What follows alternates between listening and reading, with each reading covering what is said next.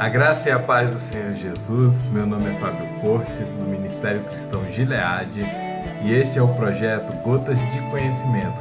E hoje nós vamos falar sobre a Quaresma. Não há outro como tu. Muitas pessoas têm dúvidas sobre o que pode ou não fazer durante o período da Quaresma. Eu só posso comer carne ou eu não posso comer carne? Só posso comer peixe? Onde está escrito isso na Bíblia? Vamos descobrir? Vem comigo!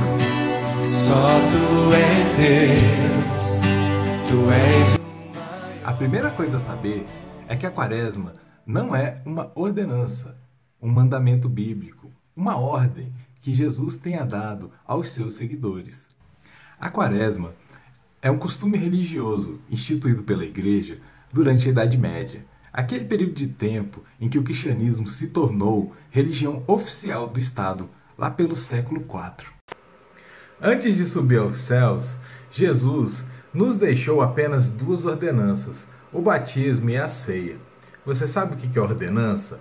Ordenança é uma cerimônia que Jesus expressamente mandou que nós fizéssemos, até que ele retorne para buscar a sua igreja. A celebração da ceia é uma refeição comemorativa ordenada por Jesus para nos lembrar do profundo significado do sacrifício que ele fez por nós na cruz. A ceia é um memorial de que Jesus morreu para nos salvar de nossos pecados e um memorial de que ele retornará à terra para buscar todos os remidos. Pegue a sua Bíblia e abra em 1 Coríntios, capítulo 11, versículo 23, e vamos ver o que a Bíblia fala a respeito da ceia do Senhor.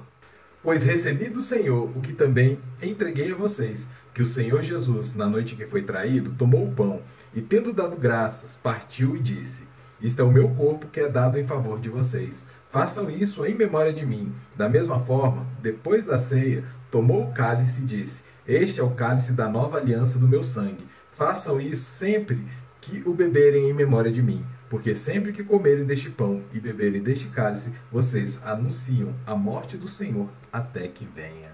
Glória a Deus. Toda vez que nós celebramos o corpo e o sangue de Jesus na ceia do Senhor, nós estamos anunciando que ele morreu por nossos pecados e que retornará para buscar a sua igreja. Então, o cristão, quando celebra a ceia do Senhor, ele está celebrando a Páscoa. A ceia do Senhor é a Páscoa do cristão. Portanto, nós não temos mais uma data fixa para a Páscoa. Nós celebramos a Páscoa o ano todo. Janeiro, fevereiro, março, abril, maio, junho, julho. O ano inteiro nós celebramos a Páscoa do Senhor. Você deve estar se perguntando, se a Páscoa do Senhor é celebrada toda vez que nós tomamos a ceia do Senhor, então que Páscoa é essa que é antecedida pelo período da Quaresma? Vamos descobrir? Os judeus, eles celebram a Páscoa no dia 14 do mês de Abib, conforme está escrito no livro de Deuteronômio, capítulo 16. O mês de Abib também é conhecido como o mês de Nissan, pelo calendário babilônico, e fica entre os meses de março e abril. A Igreja Católica também comemora a Páscoa uma vez por ano. Foi no ano de 325 d.C., durante o Concílio de Nicéia, que a Igreja Católica estabeleceu o cômputos, que é o cálculo que ela faz para descobrir qual vai ser o domingo de Páscoa. Que dia, qual domingo do ano que vai cair o domingo de Páscoa. A Páscoa Católica é celebrada no primeiro domingo, após a primeira lua cheia do equinócio de primavera no hemisfério norte. Você sabe o que é equinócio? Pesquisa aí, depois você me fala, tá bom? Essa data ela pode variar entre 21 de março e 25 de abril. É mais de um mês de oscilação. É a partir da fixação da data da Páscoa, com base no Cômputos, que se determina diversos outros dias de celebração, como por exemplo, o Domingo de Ramos, que é 7 dias antes da celebração da Páscoa.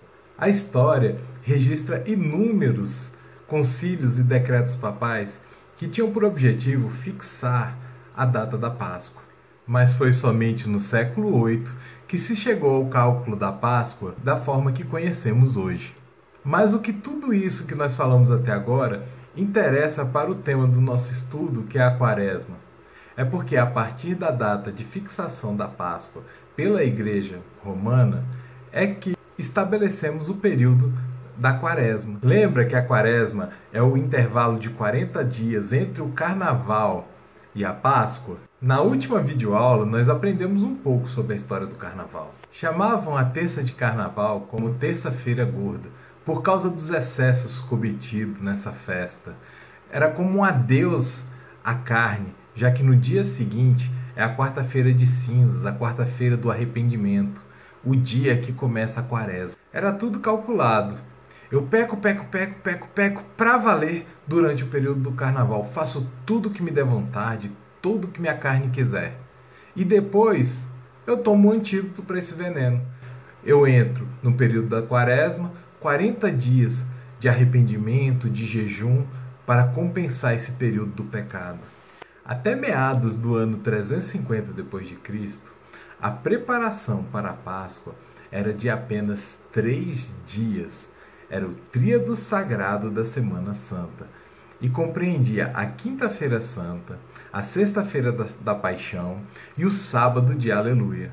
Somente com o advento da Quaresma é que o período de preparação para a Páscoa passou de 3 dias para 40 dias. O tempo da Quaresma compreende 6 domingos e vai desde a quarta-feira de cinzas até a Quinta-feira Santa. A Quaresma é praticada pela Igreja Católica Romana, pela Católica Ortodoxa, pela Igreja Anglicana e pela Igreja Luterana.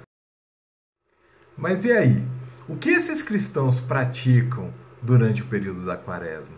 O que eles têm que fazer? Quais são suas obrigações? Durante os 40 dias da Quaresma, os fiéis devem se abster de comer carne vermelha e de praticar atos considerados excessivos ou prazerosos. Nesse período, fazem penitência, se dedicam à oração e fazem obras de caridade, como a campanha da fraternidade realizada pelos católicos todos os anos. Observe que a Quaresma é um costume formulado pela religião. Não se trata de uma ordenança bíblica. Em nenhum lugar da Bíblia está instituída a Quaresma. Em nenhum lugar da Palavra de Deus se proíbe o consumo de carne com o intuito de purificar o pecador do seu pecado. A Bíblia é clara ao afirmar que somente o sangue de Jesus nos purifica de todos os pecados e que somente o sacrifício de Jesus na cruz do Calvário tem o poder de nos purificar de nossos pecados. E qualquer ato, qualquer atitude do homem nesse sentido não passa de religiosidade, não passa de costumes religiosos que não têm o poder de nos purificar. Em 1 João, capítulo 1, versículo 7, está escrito: Se, porém, andarmos na luz, como Ele está na luz, temos comunhão com os outros, e o sangue de Jesus, seu Filho, nos purifica de todo pecado. Quando a Bíblia diz que devemos deixar as obras da carne, que ela é nossa inimiga, que devemos fugir da carne, que a carne para nada aproveita, não é para deixar de comer carne vermelha, mas sim parar de praticar pecados. Nosso Deus não aceita barganhas, nem se deixa subornar por presentes. Ele não tem prazer em sacrifícios tolos. Samuel, porém, respondeu: Acaso tem o Senhor tanto prazer em holocaustos e em sacrifícios, quanto em que se obedeça a sua palavra? A obediência é melhor do que o sacrifício, e a submissão é melhor do que a gordura de carneiros. Observe que todas as religiões elaboram práticas de adoração de acordo com seus costumes, com as suas culturas, baseado em seus achismos, buscando uma forma de se conectar com Deus, buscando uma forma de se religar com o Altíssimo. Mas acontece que Deus só aceita a adoração instituída por Ele mesmo, da maneira dele, conforme o seu querer e não conforme o meu. Não sou eu que digo para Deus como Ele quer ou deve ser adorado. É Deus que fala para os homens como Ele quer ser adorado. Jejuar é bom, mas os fariseus jejuavam toda semana, o ano inteiro, e Jesus os rejeitou.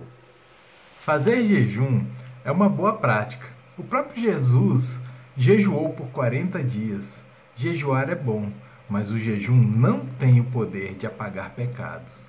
Não basta jejuar, se sacrificar, se penitenciar. O que Deus quer de você é a sua obediência. Obedecer é melhor que sacrificar.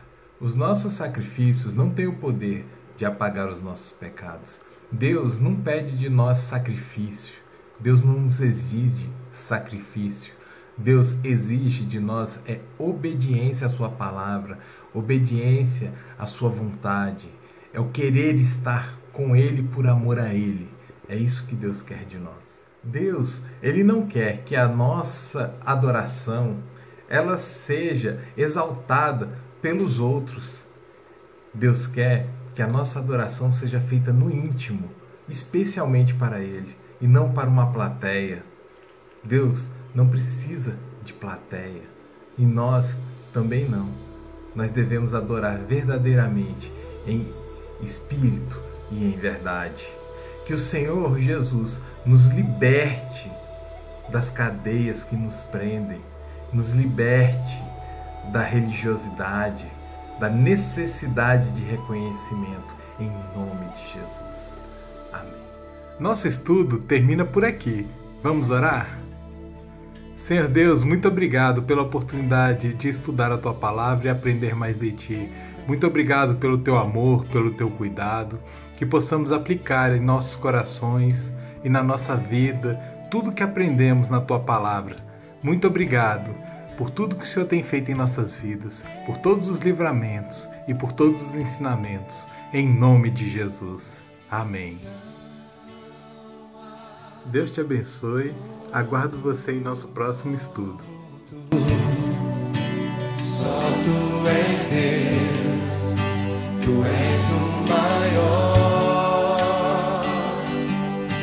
Tu reinas sobre terra e céus. Só Tu és Deus.